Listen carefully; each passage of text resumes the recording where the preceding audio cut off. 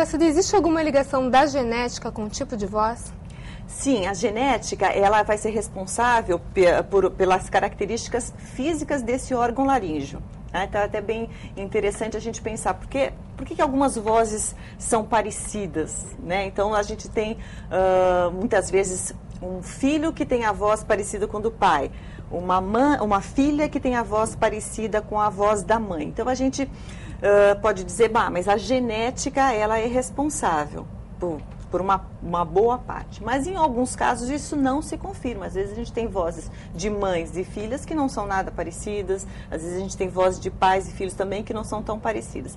Então é importante que a gente entenda que a nossa voz ela é determinada em parte pela genética, mas em parte ela também é determinada pela educação que a gente recebeu, pelas pessoas com as quais a gente conviveu ao longo da nossa vida. Desde que a gente é pequenininho, a gente vai escutando as vozes das pessoas que convivem com a gente.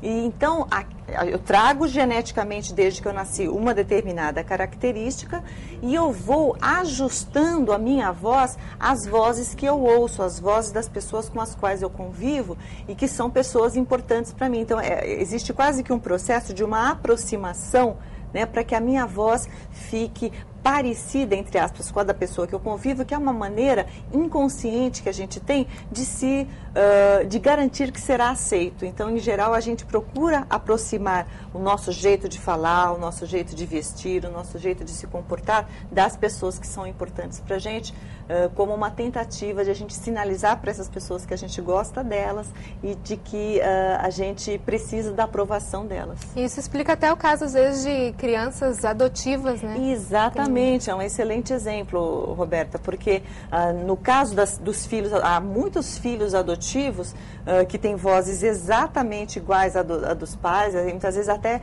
a fisionomia, o rosto, muitas vezes também se parecem. E a genética não explica nesses casos, porque não se trata de um filho biológico.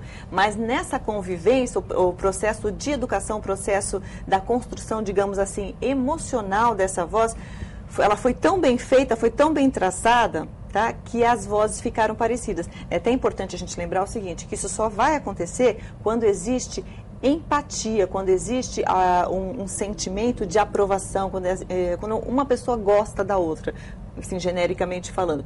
Quando existem alguns senões, assim, quando existem alguns probleminhas na relação, em geral, esse processo de convergência da voz ficar parecida não vai acontecer.